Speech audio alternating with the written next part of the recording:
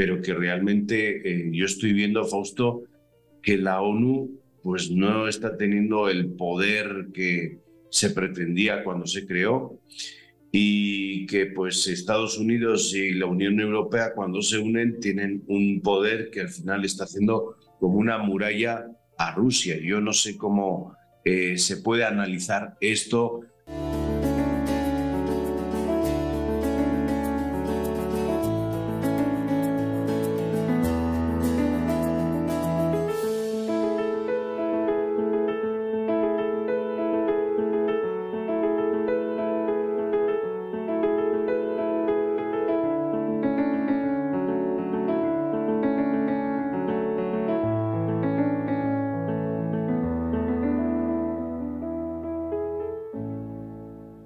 Saludos amigos, bienvenidos a Iglesia Online, en donde pues un grupo de sacerdotes van contando la historia desde las diversas interpretaciones y vivencias que tienen en los diversos lugares donde están. Bienvenidos Patricio Lynch, Daniel Portillo, Javier Monroy. Saludos. ¿Cómo están? Les habla Monseñor Francisco Javier Acero, y hoy en este programa de Iglesia Online tenemos a un invitado especial. Ya ha estado por aquí, por este lugar con nosotros, compartiendo las realidades que ocurren en diversos países y que tocan a todos, al final toca al mundo, ¿no? Él es Fausto Pretelín Muñoz de Cote, fue profesor investigador en el Departamento de Estudios Internacionales del ITAM. Publicó el libro Referéndum Twitter y fue editor y colaborador en diversos periódicos como 24 Horas, El Universal, Milenio, periódicos de aquí de México. Ha publicado en revistas como Foreign Affairs, Le Monde Diplomat, Life and Style, Chilango y Revuelta, y actualmente es editor y columnista en el diario El Economista y también en algunas radios y televisiones. Ahí le pueden ver a Fausto. Fausto, bienvenido, gracias por estar con nosotros. El gusto es nuestro, mío, Monseñor, gusto en saludarle y a todos los participantes. Muy bien, pues estamos con una realidad exterior, algo pues tocante también a Latinoamérica, bueno, a todo el mundo, ¿no? Con esto de la globalización, lo que pasa en un lugar tiene un efecto en otro. Estamos hablando de pues esta invasión de Rusia a Ucrania, una invasión condenada por todos los organismos internacionales, pero que realmente yo estoy viendo, Fausto, que la ONU pues no está teniendo el poder que se pretendía cuando se creó, y que pues Estados Unidos y la Unión Europea, cuando se unen, tienen un poder que al final está haciendo como una muralla a Rusia. Yo no sé cómo se puede analizar esto desde pues todo el conocimiento que tienes tú de investigaciones, sobre todo de acontecimientos del mundo. Sí, efectivamente, mire, la ONU creo que ha fracasado en varios aspectos, pero uno de ellos es el Consejo de Seguridad. Si usted recuerda, Monseñor, el Consejo de Seguridad es el único organismo interno de la ONU que es vinculante con leyes de cada uno de los países que pertenecen a la ONU. Y al estar Rusia, Estados Unidos y China, pues son 3 países de los 5 miembros del Consejo de Seguridad que repetidamente después de la Guerra Fría vetan resoluciones frecuentemente. Y obviamente Rusia ha vetado en varias ocasiones, en 2 al menos el año pasado, resoluciones que tienen que ver con Ucrania. Una de ellas, bueno, más que el Consejo de Seguridad, la semana pasada vimos que Naciones Unidas llevó a la Asamblea General una condena y apoyo, una condena en contra de Rusia y un apoyo a Ucrania por esta invasión que viola el derecho internacional. Pero fue en la Asamblea, es decir, la Asamblea General no es vinculante, las decisiones que se toman en ella, a diferencia del Consejo de Seguridad. Ya se sabe que si se llevan al Consejo de Seguridad van a fracasar porque está Rusia y veta. Entonces sí es un momento difícil, un año ya de esta invasión que trata de trastocar, ¿no?, el orden internacional, pero sí es lamentable que organismos tan importantes como la ONU pues sean rebasados en estas instancias, porque nos queda claro que si no es la ONU, no hay otros elementos que de alguna manera traten de mediar y de tomar decisiones importantes. Y por otra parte, como usted menciona, muy bien, señor, creo que la Unión Europea, los 27 miembros de ella, y Estados Unidos, y también hay que decirlo, Reino Unido, han aguantado esta presión de Rusia, sobre todo la Unión Europea. Algunos países más, otros menos. Creo que países como Hungría pues han estado más cerca de Rusia que de la propia Bruselas, como se le llama, ¿no? a los organismos de la Unión Europea. Pero hemos visto Alemania, países como Alemania, que de alguna manera nadie se iba a imaginar hace un año que iba a dar tanques de guerra, los famosos Leopard, y eso fue un punto de inflexión para ellos, porque están inmersos en la guerra. Buenas, Fausto, un gusto verte nuevamente y gracias por compartir este espacio. Te quería hacer una pregunta. Bueno, lastimosamente, como nos estás narrando, llevamos un año de este conflicto armado y evidentemente han tenido consecuencias a nivel geopolítico. Entonces, quería preguntarte primero cuáles son estas consecuencias hasta ahora, ¿no? Y por otro lado, bueno, sí, ¿en qué ha cambiado el mundo desde que se inició esta guerra? Y en particular, ¿cómo nos afecta a nosotros los latinoamericanos, ¿no? En general los cambios a nivel global, pero también puntualmente a nosotros desde Latinoamérica. Sí, encantado, Patricio. Mira, yo creo que en términos geopolíticos, la presencia de China de manera tangencial en lo que está ocurriendo allá, tiene una repercusión importante. China, hay que recordar, antes del año pasado, hace un año, pues tenía en su mira el tema de Hong Kong, desmanteló Hong Kong y volteó hacia Taiwán, pero empezó la guerra. Y eso yo creo que da un golpe en la mesa el presidente Xi Jinping, se enoja porque de alguna manera pues no lo tenía en cuenta, y esto de alguna manera retrasa sus aspiraciones sobre Taiwán. Sin embargo, la semana pasada, hace muy pocos días, Estados Unidos avisó que China podría estar enviando armas, particularmente drones iraníes a Rusia y de su propia producción, y eso de alguna manera alertó las circunstancias porque puede ser una escalada.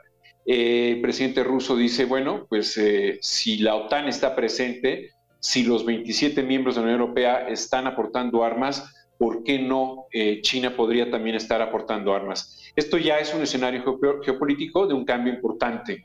En términos geopolíticos para Ucrania también significa el ingreso posible de la Unión Europea, y para varios miembros de la Unión Europea una amenaza posible, potencial, de que Rusia pudiera actuar en sus fronteras. Hablo particularmente de los países bálticos, hablo de Polonia, que ha sido un país totalmente entregado a las causas de Ucrania, un apoyo logístico, por ahí pasan las ayudas humanitarias y también la ayuda en armas por Polonia, y Lituania, Estonia, de alguna manera también están preocupadas por lo que ocurre en sus fronteras. En América Latina creo que es importante en el sentido de que todos, tarde o temprano, estamos sufriendo las consecuencias, no desde el punto de vista humano, pero sí desde el punto de vista económico, es decir, la inflación, le llaman la inflación Putin, la sufrimos por toda la región, y ahí está un fuerte componente.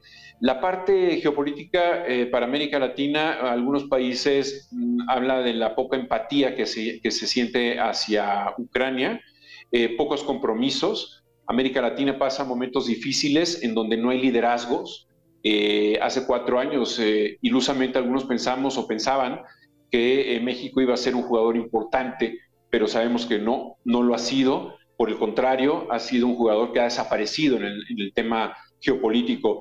Y la llegada o el regreso de Lula, pues habla de que quizás él tiene más vínculos internacionales, pero ha sido equidistante.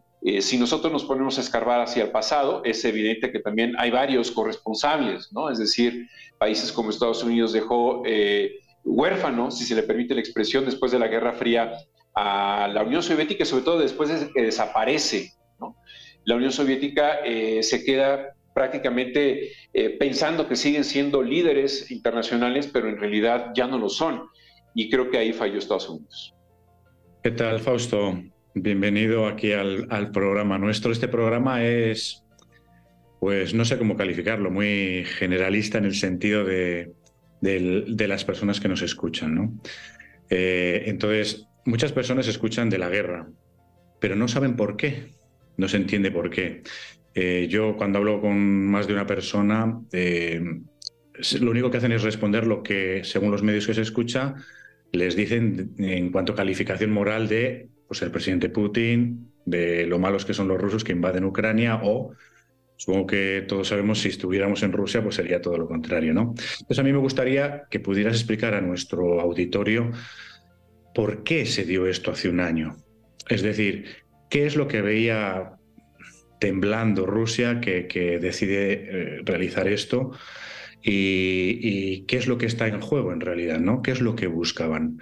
Supongo que además esto mismo a lo mejor ha tenido una evolución a lo largo de este año.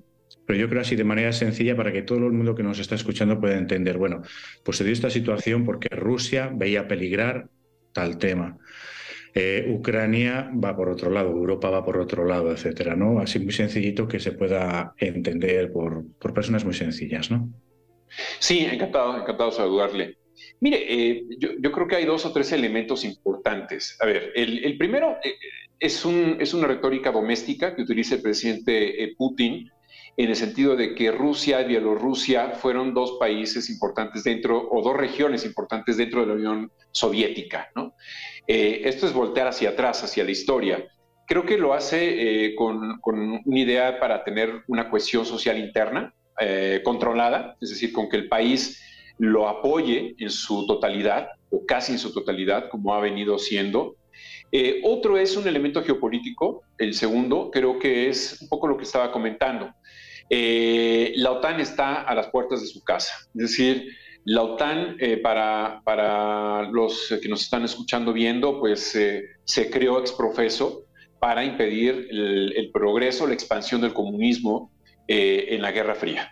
Y creo que después de la Segunda Guerra Mundial queda claro que esas 2 potencias como Estados Unidos y la Unión Soviética pues tuvieron una confrontación muy fuerte que por fortuna no llegó a las balas, pero políticamente fue muy, muy agresiva de ambas partes.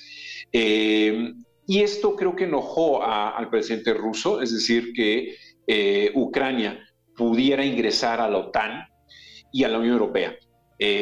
Sabemos ya que el presidente Zelensky dice no vamos a entrar a la OTAN, pero sí dijo que vamos a entrar a la Unión Europea.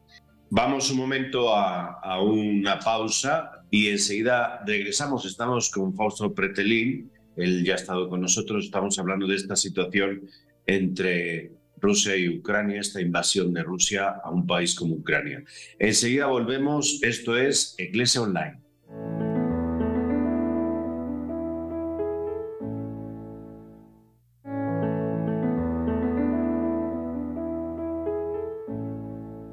Muy bien, pues estamos aquí en Iglesia Online. Les habla Monseñor Francisco Javier Acero. También están con nosotros el padre Daniel Portillo, el padre Patricio Lynch, padre Javier Monroy y con un invitado muy especial, un invitado de la casa de Iglesia Online, Fausto Pretelín. Y bueno, pues estamos esperando la pregunta de oro de este programa, hecha por el padre Daniel Portillo. Así que adelante. Nada que ver, Fausto, ¿eh? Un gusto que estés entre nosotros y sobre todo me quería centrar yo en el tema de la migración, sobre todo pensando en que se dice que 1,5 millones de personas, 1,5 millones, sí, de personas han sido desplazadas con este tipo de migración forzada debido al conflicto de la guerra.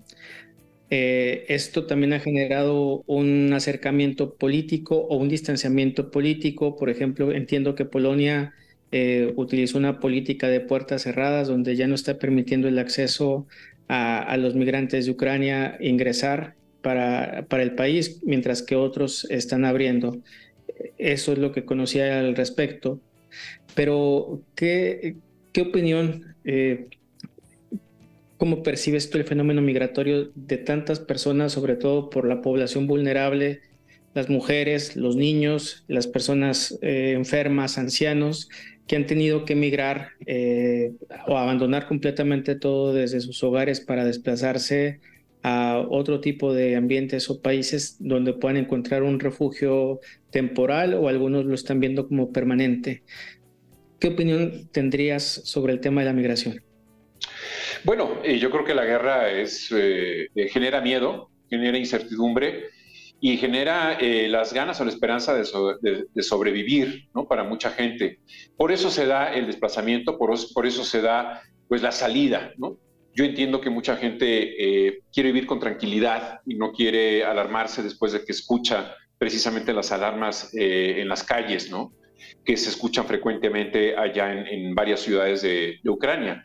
Entonces, la migración es un fenómeno mundial por muchas razones, por muchas causas.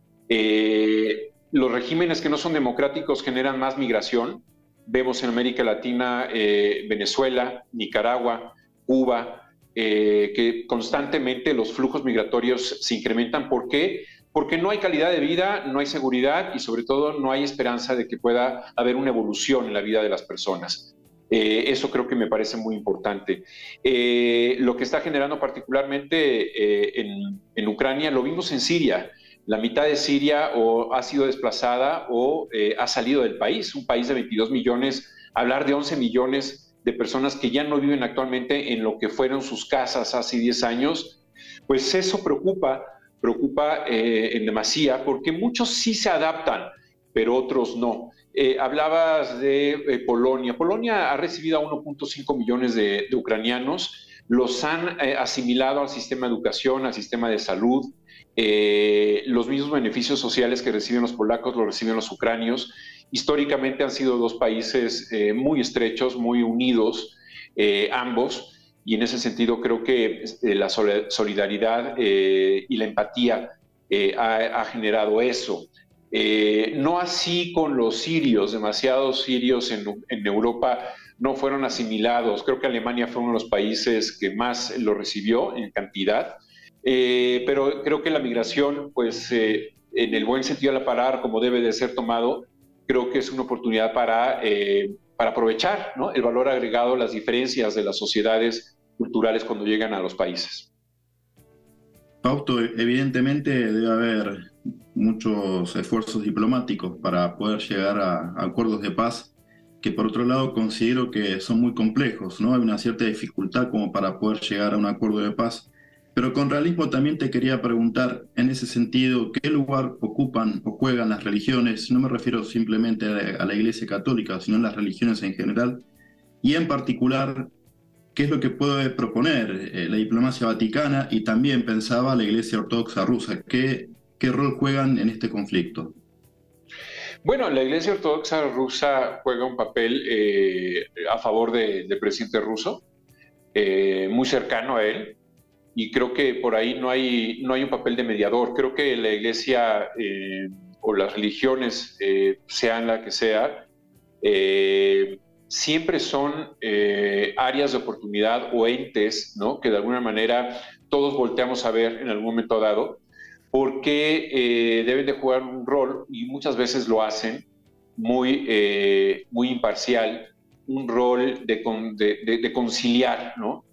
Cuando la ONU no puede hacerlo, por lo que hemos comentado al inicio de este programa, pues creo que la Iglesia y la Iglesia Católica podría jugar un papel importante. El propio presidente de México volteó hacia el Vaticano para que pudiera ser, pues, un jugador importante dentro de las negociaciones que busquen la paz. Sí, a las religiones, a los que tenemos fe de las guerras, no nos gusta mucho.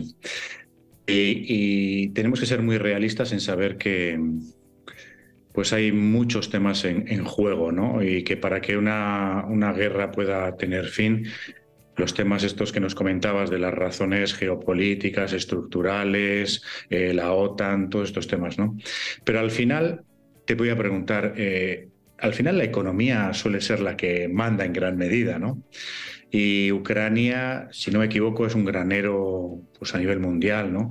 Me gustaría que nos dijeras un poquito qué papel puede jugar el tema económico para que vaya hacia adelante el encuentro hacia la paz, y si este tema de los recursos naturales tienen también un rol en las razones de esta guerra. Sí, yo creo que la parte económica es fundamental porque para el presidente ruso la dependencia que tenía Europa del gas ruso era un elemento o un seguro, ¿no? Un candado de que era muy difícil que lo iban a sancionar en ese terreno, ¿no? Y no, en realidad Alemania, que era el más beneficiado del gas ruso, había dos gasoductos, el Nord Stream 1 y el Nord Stream 2. Alemania toma la decisión de parar en seco prácticamente la compra de gas ruso y ha visto pues, que países como Arabia Saudita o Qatar, regiones por allá, han ido sustituyéndolos al gas ruso. Pero es evidente que todo este sector petróleo y el gas se ha visto afectado en un corto plazo. Al principio de la guerra, los precios se dispararon y eso benefició también, hay que decirlo, a la propia Rusia porque ha visto que desde China, desde la India, le siguen comprando el petróleo, el gas y sobre todo petróleo. Y entonces posteriormente hemos visto cómo en el último trimestre ha ido disminuyendo esta presión en los precios, pero de alguna manera continúa. Creo que los bolsillos desde Europa, Asia y América Latina se ha visto afectada, ¿no? Por la inflación, le llaman la inflación Putin, y eso, los precios de ese tipo de bienes no han ido disminuyendo como quisiéramos. Rusia se ha convertido en el país más sancionado prácticamente del mundo por Estados Unidos, por Europa. Yo creo que en este segundo año de guerra se va a recrudecer, ¿no? La situación económica en Rusia. Ya inclusive el déficit que se vio en enero prácticamente era el presupuestado en Rusia, era el presupuestado de todo el año 2023. Eso significa que las finanzas les va a pegar muy fuerte. Sí funcionan, pero hemos visto también países como Venezuela, en donde, si bien es cierto que se les han sancionado al dictador Nicolás Maduro, continúa atornillado en el poder. Entonces, quien ha sufrido todas las consecuencias de estas sanciones, también hay que decirlo, es la sociedad. Y el mejor ejemplo es Cuba. Cuba lleva decenas de años con algunas sanciones económicas y en realidad pues la dictadura continúa, sigue y las sanciones también siguen. No, que me ha parecido una instrucción y una actualización sobre el tema fenomenal, porque pienso que uno se cuestiona y lo comentábamos en el momento de la pausa, ¿cuándo se termina la guerra? Esto lo comentabas particularmente tú como una pregunta que debería ser una pregunta de oro. ¿Podría existir una respuesta posible a esto? Ya para cerrar en ese sentido. Sí, mira, yo creo que tenemos eventos que se han cronificado, bélicos, entre Israel y Palestina, por ejemplo, que desde 1967, hace 55 años, están en guerra y el conflicto no cesa, hay territorios ocupados. Y pongo este ejemplo porque ojalá que no ocurra lo mismo entre Rusia y Ucrania, pero creo que mientras esté el presidente Vladimir Putin al frente de Rusia, será difícil ver que de alguna manera echa atrás todo lo que ha detonado. Es un personaje que ha doblado la apuesta por su victoria y si bien es cierto que internamente a lo mejor su discurso retórico es de que van a vencer, la realidad es que no está ocurriendo eso, pero tiene algo que provoca miedo no solamente en Ucrania sino en todo el mundo, que son las armas nucleares. En varias ocasiones se ha mencionado en su propia voz, y ojalá que no llegue a eso. Entiendo que las cúpulas o las élites políticas militares en Rusia tienen el instinto de supervivencia y no estarían detonando ese tipo de armamento que sería terrible para la humanidad. Pero creo que mientras la presión económica continúe, será un factor que de alguna manera pueda catalizar, ¿no?, al presidente ruso la conclusión de esta guerra. Y creo que la contraparte, es decir, Ucrania, juega un papel muy importante Estados Unidos. Mientras Estados Unidos pueda llegar a un acuerdo también con Rusia, sería positivo, sería bueno. Ojalá que así fuera, pero por el momento estamos hablando en el corto plazo, se ve muy difícil.